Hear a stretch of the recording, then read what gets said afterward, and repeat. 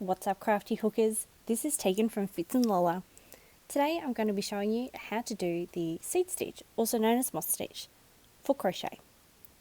This is my 8mm Clover hook, and this is Bernat Maker Home Deck in Aqua.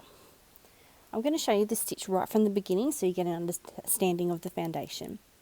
So first we're going to start with a slip stitch, and because this stitch requires multiples of 2, I'm going to chain 12. 1, 2, 3, 4, 5, 6, 7, 8, 9, 10. I'll just straighten that out a little bit. 11, 12. Perfect. Now every row will start with a chain 1. And from here we're going to put a single crochet into the second loop from the hook. Now we're going to do a chain 1, skip the next loop, and put a single crochet into the second loop.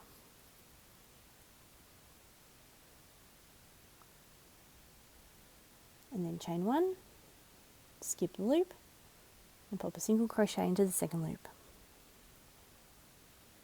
And we're going to continue this all the way down to the end of our chain.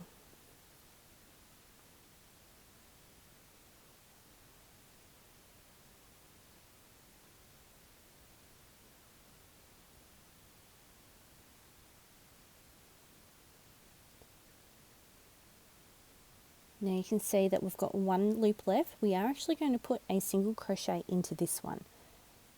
Oh, what have I done here? There we go. So every row will end in 2 single crochets. Chain 1 and turn. Now we're going to put a single crochet into the stitch directly below your chain 1, so do not skip this. So pop a single crochet in there. Chain 1, skip a stitch, and you should be inserting a single crochet into the chain space from the below row. Chain 1, skip a stitch, and pop your single crochet into the chain space. Chain 1, single crochet into the chain space. And continue this down to the end of the row.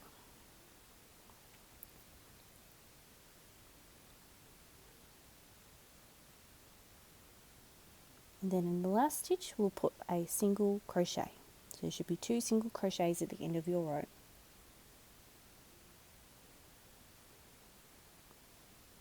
Chain 1 and turn.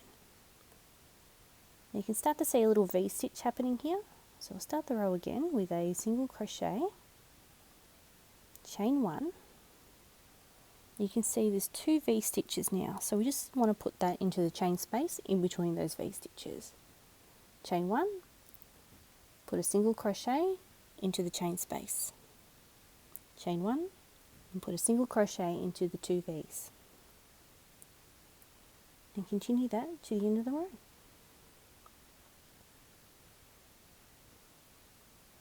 And then once again pop a single crochet into the last stitch of the row. Chain 1 and turn. Great thing about this pattern is it's reversible, so it looks the same on both the front and the back. So it's perfect for, shawls and scarves and things that you need 2 sides for. And that's it.